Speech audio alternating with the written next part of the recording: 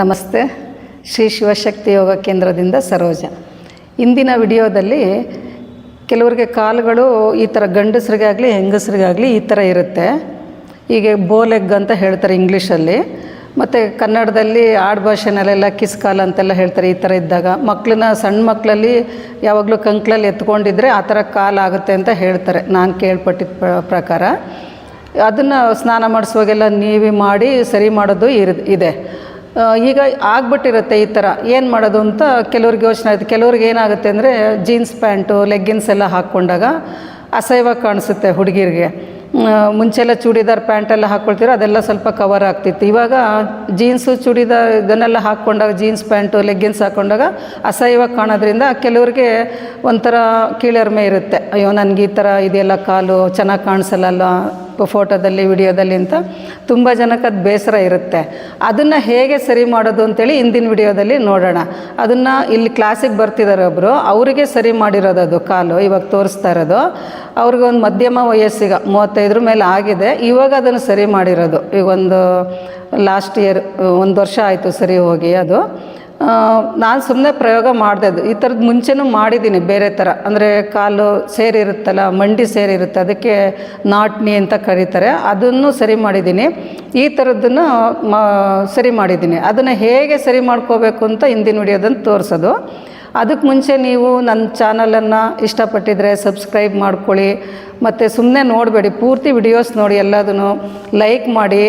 ಮತ್ತು ಲೈಕ್ ಮಾಡಾದ್ಮೇಲೆ ಅದು ಏನು ಅನಿಸುತ್ತೆ ನಿಮಗೆ, ಅದು ಪೂರ್ತಿ ವಿಡಿಯೋ ನೋಡಿದ್ಮೇಲೆ ಅದ್ರದ್ದು ಕಮೆಂಟ್ಸ್ ಹಾಕಿ. ಪ್ರತಿಯೊಂದಕ್ಕೂ ಕಮೆಂಟ್ಸ್ ಹಾಕಿದ್ರೆ ನನಗೆ ನೆಕ್ಸ್ಟ್ ವಿಡಿಯೋದಲ್ಲಿ ಏನು ತೆಗಿಬೇಕು, ಯಾವ ರೀತಿ ನಿಮಗೆ ಹೇಳಬೇಕು, ನನಗೆ ಗೊತ್ತಿರೋದನ್ನು ನಾನು ಮನೆಗೂ ತಲುಪಲಿ ಅಂತ ಮಾಡ್ತಿರೋದು. ಅದ್ರ ಉಪಯೋಗ ಎಲ್ಲರೂ ಪಡ್ಕೊಳ್ಳಿ ನೀವು. ಈಗ ಈ ಥರ ಇದ್ದಿದ್ದ ಕಾಲನ್ನು ಹೇಗೆ ಸರಿ ಮಾಡ್ಕೊಳ್ಳೋದು ಅಂತ ತೋರಿಸ್ತೀನಿ. ಆಮೇಲೆ ಅದು ಸರಿ ಹೋಗಿದ್ದು ಹೇಗೆ ಅಂತಲೂ ಆಮೇಲೆ ತೋರಿಸ್ತೀನಿ. ನೋಡಿ, ಈ ಥರ ಬೆಲ್ಟ್ ಇರುತ್ತೆ ನೋಡಿ. ಹೀಗೆ ಬೆಲ್ಟನ್ನು ಈ ಥರ ಹಾಕ್ಕೊಳ್ಳಿ. ಬಿಚ್ಚು ಬೇಕಾದ್ರೆ ತೋರಿಸ್ತೀನಿ ಹೇಗೆ ಹಾಕ್ಕೋಬೋದು ಅಂತ. ಈಗ ಆಲ್ರೆಡಿ ಇರೋದ್ರಿಂದ ನೋಡಿ, ಈ ಥರ ಈಗ ಹಾಕ್ಕೊಂಡು ನೋಡಿ, ಈ ಥರ ಹಾಕ್ಕೊಂಡು ಕೂತ್ಕೋಬೇಕು. ಇದು ನಿಂತ್ಕೊಂಡು ಮಾಡ್ಬೋದು. ಇದನ್ನು ನಿಂತ್ಕೊಂಡು ತುಂಬೊತ್ತು ಇರೋಕ್ಕಾಗಲ್ಲ ಅನ್ನೋರು ಈ ಥರ ಕೂತ್ಕೊಂಡು ಬೇಕಾದ್ರೆ ಹಾಕ್ಕೊಳ್ಳಿ.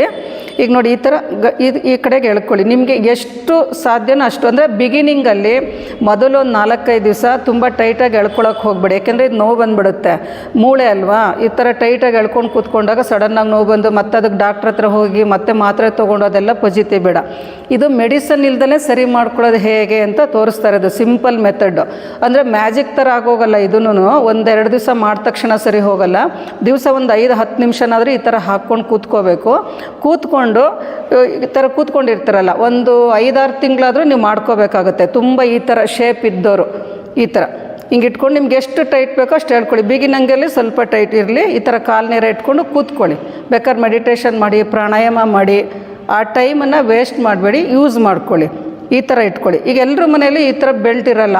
ನಿಮಗೆ ಈಗ ಅಯ್ಯೋ ಇವ್ರು ಬೆಲ್ಟ್ ಹಾಕಿ ತೋರಿಸ್ತಾ ಇದ್ದಾರೆ, ನಮ್ಮ ಮನೇಲಿ ಬೆಲ್ಟ್ ಇಲ್ಲ, ನಾನು ಎಲ್ಲಿ ತೊಗೋಬೇಕು, ಹೇಗೆ ಸಿಗುತ್ತೆ ಇದು, ಎಲ್ಲಿಂದ ತರಬೇಕು, ಎಷ್ಟು ದುಡ್ಡು ಆಗುತ್ತೆ ಅನ್ನೋ ತುಂಬ ಜನಕ್ಕೆ ಯೋಚನೆ ಇರುತ್ತೆ. ಈಗ ಹಳ್ಳಿ ಕಡೆ ಇರ್ತೀರ, ಅವ್ರಿಗೆಲ್ಲ ಈ ಥರದ್ದೆಲ್ಲ ಸಿಗೋದಿಲ್ಲ ತಕ್ಷಣಕ್ಕೆ.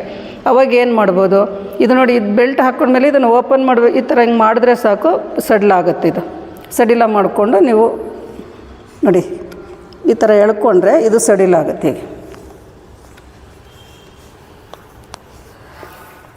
ಈಗ ಬೆಲ್ಟ್ ಇರೋರು ಈ ಥರ ಉಪಯೋಗಿಸ್ಕೊಳ್ಳಿ. ಈಗ ಬೆಲ್ಟ್ ಇರಲ್ಲ, ಎಲ್ಲರ ಮನೇಲೂ ದುಪ್ಪಟ್ಟ ಈ ಥರ ಟವಲ್ಗಳು ಇರುತ್ತಲ್ಲ, ಸಾಫ್ಟಾಗಿರೋದು. ತೆಳುಗಿರೋ ಟವಲ್ ತೊಗೊಳ್ಳಿ, ತೆಳುಗಿರೋ ದುಪ್ಪಟ್ಟ ತೊಗೊಳ್ಳಿ. ಟರ್ಕಿ ಟವಲ್ಲೆಲ್ಲ ಬೇಡ, ಅದು ತುಂಬ ದಪ್ಪ ಇರುತ್ತೆ, ಗಂಟು ಹಾಕೋಕ್ಕೆಲ್ಲ ಕಷ್ಟ ಆಗುತ್ತೆ. ಇವಾಗ ನೋಡಿ, ಈ ಥರ ಇಲ್ಲಿಗೆ ಹಾಕ್ಕೋಬೇಕು. ನೀವು ಈ ಬೋನನ್ನು ಸೇರಿಸ್ಬಿಟ್ಟು ಹಾಕ್ಕೋಬೇಕು. ಮಂಡಿಗೆ ಹಾಕ್ಕೋಬೇಡಿ, ಇಲ್ಲಿ ಮೇಲಕ್ಕೆ ಹಾಕ್ಕೋಬೇಡಿ. ಇಲ್ಲಿಗೆ ಈ ಮಂಡಿ ಅಥವಾ ಇಲ್ಲಿರುತ್ತೆ ನೋಡಿ, ನಿಮ್ಗೆ ಇಲ್ಲೇ ತಾನೇ ಸಮಸ್ಯೆ ಇರೋದು, ಕಾಲು ಈ ಥರ ಇರೋದು. ಅದರಿಂದ ಈ ಥರ ಗಂಟು ಹಾಕ್ಕೊಡಿ.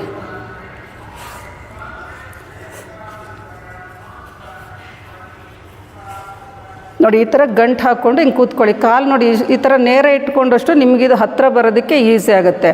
ಇದು ಟೋಸ್ ನಿಮ್ಮ ಕಡೆಗಿರುತ್ತಲ್ಲ, ಹೀಗೆ ಹಿಂಗೆ ಸಡಿಲ ಬಿಟ್ಟರೆ ಇದು ಸ್ವಲ್ಪ ಸಡಿಲಾಗುತ್ತೆ. ಈ ಥರ ಸ್ಟ್ರೆಚ್ ಮಾಡಿ.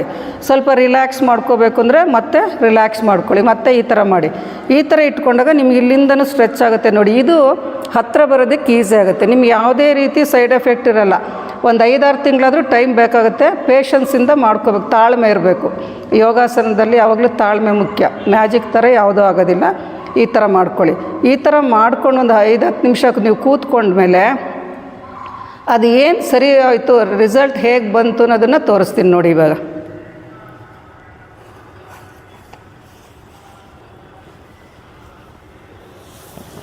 ನೋಡಿ, ಈ ಫೋಟೋದಲ್ಲಿ ನೋಡಿ, ಇದನ್ನು ನೋಡಿ. ಈ ಥರ ಇದ್ದಿದ್ದ ಕಾಲು ಈ ಥರ ನಾನೀಗ ತೋರಿಸಿದ್ನಲ್ಲ, ಆ ಮೆಥಡಲ್ಲಿ ಕೂತ್ಕೊಂಡಾಗ ನೋಡಿ ಈ ಥರ ಆಗಿದೆ ಕಾಲು. ಒಂದು 5-6 ತಿಂಗಳು ಆಗಿದೆ, ಟೈಮ್ ತೊಗೊಂಡಿದೆ.